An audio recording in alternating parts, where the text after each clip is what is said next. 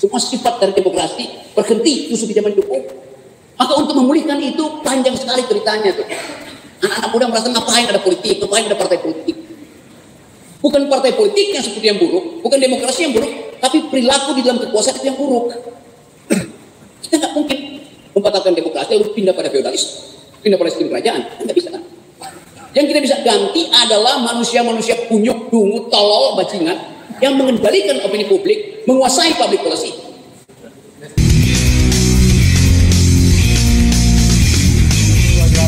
Ketemu lagi kita di channel yang perlu dimajinasi informasi gratis tidak bayar. Subscribe.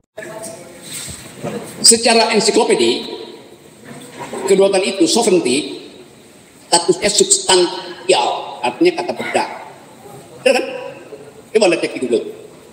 Kedaulatan adalah kata benda. Tetapi kalau kata itu kita sekedar ucapkan sebagai kata benda, maka dia tidak memproduksi apa-apa. Cinta itu kata benda, kata sifat atau kata kerja atau kata apa? Cinta. Juga pernah belajar bahasa Indonesia ya? Banyakkan TikTok. Cinta itu kata benda, kayak kursi itu kata benda atau kata kerja? Kata benda. Kenapa kata benda? Anda bisa tunjuk itu. Cinta kata benda, kata sifat atau kata kerja? Barangnya ada, tapi bentuknya abstrak. Maka dia kata benda abstrak. Kalian lulus bahasa Indonesia, itu hal yang mendasar kan? Politik itu kata benda atau kata kerja? Ya kata benda. Politisi kata kerja apa kata benda? Wah ya betul di sini Nadib ini bego, dia nggak bisa ngajarin bahasa Indonesia kalian. Kedaulatan itu kata benda. Tetapi kalau kita ucapkan sebagai kata benda, maka dia sekedar menggeletak. Itu sifat dari benda. Padahal kedaulatan itu kita produksi. Sama seperti tadi band tadi, dia memproduksi sound, akustik namanya itu. Kalau dia memproduksi sound, memproduksi bunyi-bunyian, dia menimbulkan vibrasi. Maka dia tiba di kuping kita, lalu kita nikmati vibrasi itu. Vibrasi yang disusun secara estetik namanya akustik. Vibrasi yang sekedar bunyi-bunyian namanya kakofoni itu. Demikian juga politik. Ada yang sifatnya akustik, ada vibrasi yang menimbulkan kegembiraan, keinginan berpikir. Ada yang sifatnya kakofoni. Atau saya pakai istilah yang lebih aman. Kalau akustik memproduksi voice, kakofoni memproduksi noise. Saya bedakan antara voice dan noise. Voice artinya ada suara yang diatur vibrasinya supaya kuping kita enak. Noise, vibrasi yang menyebabkan kita mau tutup kuping gitu. Begitu juga dalam politik. Ada politik yang menghasilkan akustik, ada politik yang menghasilkan vibrasi yang sifatnya noise, bikin noise. Apa sih bahasa Indonesia noise? Kegaduhan itu, gaduh aja. Kalau kita bayangkan kedaulatan rakyat sebagai voice, maka mestinya kita nggak berkumpul di sini karena kita tahu yang kita inginkan sudah diucapkan oleh wakil-wakil rakyat yang kita pilih. Tapi yang terjadi, wakil rakyat kita, kata Pak Abil tadi, dia memproduksi noise, bukan voice. Ada dikritik oleh Abil, oleh Saud. Firly itu tidak memenuhi semua kriteria yang dipaketkan di situ oleh undang-undang. Tapi Firly adalah noise, bukan voice. Merusak kita. Masalahnya yang memproduksi noise itu siapa? Seluruh Komisi 3 DPR secara aklamasi memilih Firly. Jadi produsen noise itu adalah anggota DPR. Presiden tadi pagi mengeluarkan 2 kepres. Satu adalah memperpanjang status komisioner-komisioner itu sampai 20 Desember 2024. Jadi sampai pemilu selesai itu. 1 tahun diperpanjang. Sekaligus memperpanjang status Dewas. Padahal KPK dan Dewas hari-hari ini dia bikin noise. Tapi Presiden mengambil voice, maka dia diperpanjang. Kan kalau musik itu noise, kan mesti dihentikan. Kan kalau dilempar botol tuh, berhenti lu, latihan. Coba Anda lihat bagaimana negeri ini diolah dengan noise, bukan dengan voice. Dapat poin? Karena saya bahas itu. Anda mahasiswa, saya pengajar. Maka itu malam ini kita hendakkan dulu hal-hal yang sifatnya teori. Nanti udah capek bahas tentang etik jas. Etik itu voice, jasku itu noise. Saya bahas. Ya. Istilah kedaulatan baru kita kenal setelah ada revolusi Prancis 1789.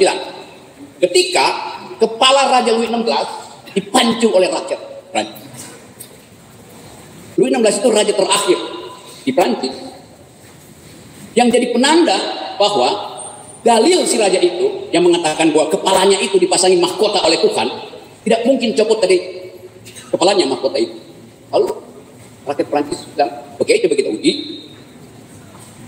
Bawalah satu pagi bulan Maret 1789 si Raja Louis XVI yang membangkrutkan Prancis karena istrinya Marie Antoinette doyannya adalah mandi susu tiap hari.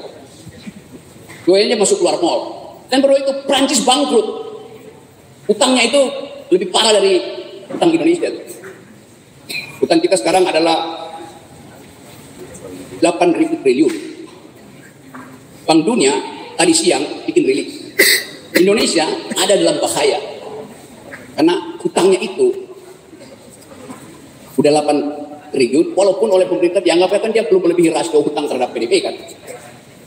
Belum 40%. Yang dipatok 2020-2023 masih 38% rasio utang terhadap PDB. Tetapi kemampuan membayar kita diragukan oleh dunia, terutama bank-bank swasta tuh. Indonesia bisa bayar utang nggak tuh? Jadi bukan sekedar karena rasionya belum lewati threshold, tapi kepercayaan bank-bank swasta internasional bahwa Indonesia nggak bisa bayar utang. Nah itu akhirnya Bank Dunia mesti tolong lagi. Oke, itu sebenarnya. Saya balik pada soal tadi. Raja Louis XVI bilang begini, dia memiliki kedaulatan bukan berasal dari rakyat, tapi berasal dari Tuhan. Atas dasar itu dia memerintah secara otoriter. Dinastinya tumbuh terus dengan mengkorupsi uang negara. Salah satu menteri dari Raja Louis XVI, menteri keuangannya, kalau digambarkan oleh pers Prancis, selalu cuma digambarkan secara hitam putih. Dalam bentuk siluet. Kenapa begitu? Karena rakyat dan pers Prancis buat taruh pasang wajahnya, maka digambarkan hitam putih. Nama Menteri Keuangan itu Etienne Silouet. Dari kata itu muncul kata siluet, silhouette. Jadi kita nggak tahu nanti siapa Menteri Jokowi akan digambarkan secara siluet. Ya nih. Karena tidak bisa mengolah kekayaan negara. Saya terusin cerita beliau. Akibat cawe-cawe Louis XVI Prancis bangkrut, lalu terjadi revolusi. Pada saat revolusi, rakyat seret raja ini ke alun-alun kota Paris, lalu ditaruh dimasukkan persis di pisau gilotin. Dalam hitungan 2 detik, pisaunya jatuh, kepala raja itu lepas dari badannya. Jadi bukan sekedar mahkotanya copot dari kepalanya copot dari badannya. Itu pertanda bahwa kekuasaan dia itu tidak disetujui oleh Tuhan. Kan dia klaim nggak mungkin lepas dari kepalanya karena diberikan oleh Tuhan. Itulah penanda ketika kedaulatan raja berpindah menjadi kedaulatan rakyat. Jadi lepasnya kepala Louis XVI adalah tanda intelektual bahwa klaim-klaim kekuasaan harus didasarkan pada kedaulatan rakyat, bukan pada kedaulatan Tuhan, kedaulatan negara, kedaulatan ras, kedaulatan dinasti. Jadi kita belajar tentang kedaulatan rakyat dari peristiwa berdarah di 1789, yaitu berhentinya sistem dinasti Prancis. Kalau Anda tanya bagaimana cara menghentikan dinasti, hari ini ada seorang yang mesti dibawa di Monas, mungkin mengerikan. Tapi itulah the festival of torture, dipamerkan pada rakyat kok. Bukti material tentang kedaulatan rakyat adalah dengan putusnya kepala Raja Louis XVI disaksikan oleh rakyat Prancis. Dari situ timbul ide tentang demokrasi, tentang human solidarity. Jadi kita belajar sebetulnya dari sejarah bahwa semua pemerintahan yang mengarah pada absolutisme itu pasti akan diajukan ke depan pengadilan rakyat. Saya baca lagi tadi di media Guardian, tulisan baru bahwa Jokowi sedang mengarahkan Indonesia ke arah otoritarianisme. Jadi bahkan luar negeri sudah mencap Indonesia nggak mampu bayar hutang, Indonesia bahkan sedang diarahkan oleh Jokowi menuju otoritarianisme. Karena keputusan Mahkamah Konstitusi. Jadi kita ada dalam kecemasan. Waktu Jogja mungkin harus kembali menjadi ibu kota negara, ibu kota intelektual, untuk mengadili seseorang yang memang sudah dimaksulkan oleh BEM UGM, baru dimaksulkan oleh BEM UGM, buat dia adalah alumnus yang paling baik. BEM juga salah kata alumni. Alumni itu jamak. Kalau dia laki-laki kita sebut alumnus, kalau dia perempuan alumna. Ya itu bahasa latinnya begitu. Ada gendernya. Tapi dipelesetkan. Alumnus artinya alumni yang nggak lulus. Kita hanya ikuti logika itu. Akhirnya Pak Jokowi marah. Lalu dia tegur. Sopan dong. Jadi terlihat Jokowi memendam terus kemarahan dia. Pada saya bahkan diucapkan di pidato kenegaraan, kalau mengkritik harus sopan. Waktu saya bilang kebajikan tolol. Dan saya dikadang di Jogja oleh ketua PDIP itu, nggak boleh masuk Jogja, Rocky Gerung, karena menghina presiden. Sekarang PDIP minta maaf, saya. Begitulah sejarah. Soalnya diululukan oleh PDIP, saya kemana-mana di PDIP, oh, aman katanya. Tapi apakah itu berarti PDIP mengerti demokrasi? Tidak. Karena dia bersaing dengan Jokowi, dia ingin cari perlindungan tentang demokrasi, dia belain saya. Bagaimana kalau dia kuasa lagi? Tapi dari aspek estetika aja, itu bahaya begitu. Walaupun orang bilang ada dinasti keluarga Jokowi, saya bilang tidak ada dinasti. Karena dinasti itu sama seperti Raja Louis XVI, darahnya biru, bukan darah kotor. Oke, kita lanjut bahas soal kedaulatan rakyat. Yang namanya kedaulatan rakyat itu tidak pernah diserahkan oleh rakyat kepada wakil-wakilnya. Itu klaim yang keliru, bukan keliru, klaim yang dungu. Dan beberapa anggota DPR bilang, kan kami sudah menerima kedaulatan rakyat. Setelah kami terpilih, maka kami berhak untuk menjalankan kedaulatan rakyat. Tidak ada pun saya kasih pada dia kedaulatan saya. Kapan saya kasih kedaulatan saya pada anggota DPR? Kedaulatan itu final pada manusia yang ada warga negara. Enggak mungkin kedaulatan itu diserahkan. Begitu diserahkan, saya bukan lagi warga negara. Jadi kedaulatan itu adalah properti ontologis dari warga negara. Enggak bisa dia diserahkan. Aspeknya menetap. Kalau begitu, setiap 5 tahun apa yang saya serahkan? Ya, kepentingan politik saya serahkan setiap 5 tahun. Bukan kedaulatan saya. Kedaulatan final tidak boleh diserahkan. Dengan kata lain, kedaulatan itu adalah nyawa warga negara. Kalau diserahkan nyawamu, ya Anda habis. Kedaulatan itu adalah nyawa warga negara. Tidak boleh diserahkan pada siapapun. Jadi kalau kita lakukan pemilihan umum setiap 5 tahun, yang kita serahkan adalah kepentingan kita sesuai dengan janji si caleg atau si capres. Oke. Saya hubungkan itu dengan keadaan sekarang. Orang kehilangan kepercayaan pada politik. Karena tadi semua sifat dari demokrasi berhenti justru di zaman Jokowi. Maka untuk memulihkan itu panjang sekali ceritanya tuh. Anak-anak muda merasa ngapain ada politik, ngapain ada partai politik. Bukan partai politik yang seperti yang buruk, bukan demokrasi yang buruk, tapi perilaku di dalam kekuasaan itu yang buruk. Kita nggak mungkin membatalkan demokrasi lalu pindah pada feodalisme, pindah pada sistem kerajaan, nggak bisa kan? Yang kita bisa ganti adalah manusia-manusia kunyuk, dungu, tolol, bajingan yang mengendalikan opini publik, menguasai public policy. Itu soal kita. Nah, kasus Mahkamah Konstitusi itu dihitung dari London sampai New York, dari New Zealand sampai paling tinggi apa? Atas sana itu, Rusia, Mongolia. Jadi pembicaraan dunia. Oh, Indonesia menjebakkan sendiri kedunguannya itu pada sistem yang otoriter. Lalu orang mulai bicara, Presiden Jokowi melanggar konstitusi karena memaksakan putranya. Jokowi nggak melanggar konstitusi, dia melanggar undang-undang perlindungan anak. Anak kecil itu harusnya tidak boleh dipaksa untuk kepentingan bapaknya. Anak kecil nggak boleh ikut kampanye, ada undang-undangnya tuh. Ada wartawan nggak? Kata Rocky Gerung, Jokowi tidak melanggar konstitusi. dia melanggar undang-undang perlindungan anak. Real itu terjadi. Kan yang boleh masuk dalam perdebatan politik adalah orang dewasa. Tidak boleh ada pengasuh. Karena dia asuh dilatih. Yang tetap dia adalah anak kecil. Belum cukup umur dipaksa untuk dewasa. Sama seperti Raja Louis XVI, dia menikah ketika berusia 15 tahun. Marie Antoinette berusia 14 tahun, bocil sama bocil.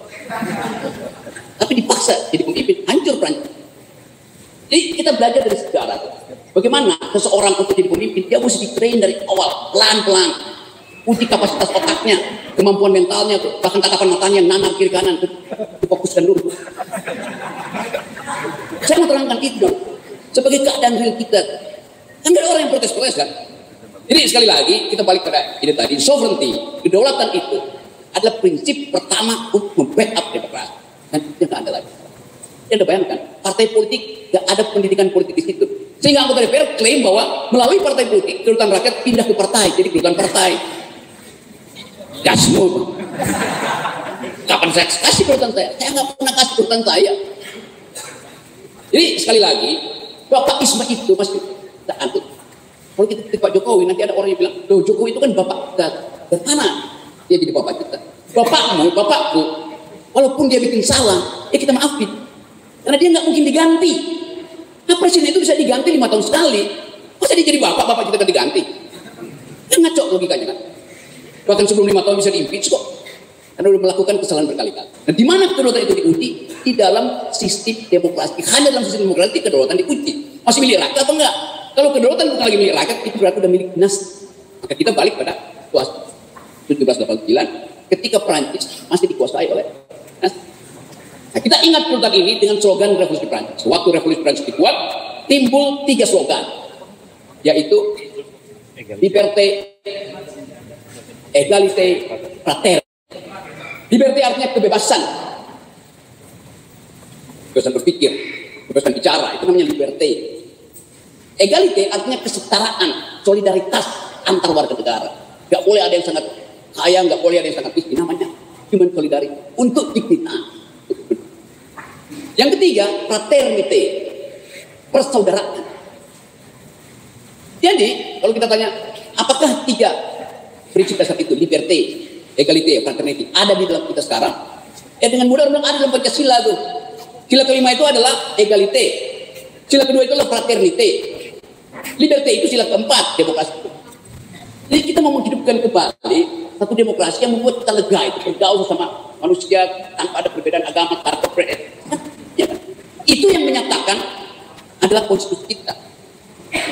Sejarah pertumbuhan republik ada sejarah untuk mengakui keberagaman kita.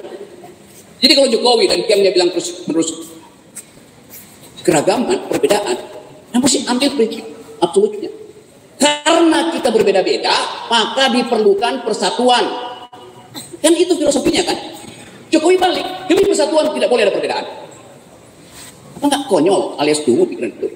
Tapi kenapa dosen-dosen tata negara, dosen hukum, dosen filsafat, dosen sosiologi nggak mau ngomong itu? Jangan-jangan dia juga nggak paham bahwa prinsip pertama kita adalah perbedaan. Oleh karena itu diperlukan persatuan.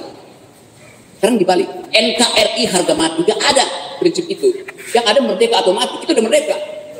Bukan NKRI harga mati. NKRI mestinya harga hidup dalam keberagaman itu. Nah kalau nggak ada itu, muncul lagi ini politik identitas. Memang dari awal Indonesia hidup dengan politik identitas, karena keberagaman. Jadi saya ingin mahasiswa Jogja lakukan evaluasi tentang narasi yang diproduksi oleh istana yang sifatnya dulu.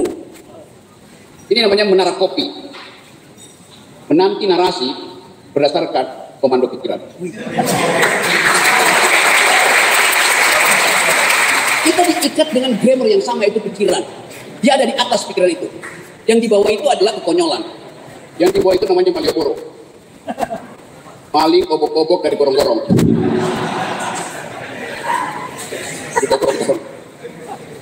Kita butuh satu keinginan untuk menghidupkan kembali narasi. Dari kota yang disebut kota pelajar, tetapi alumnusnya kurang ajar.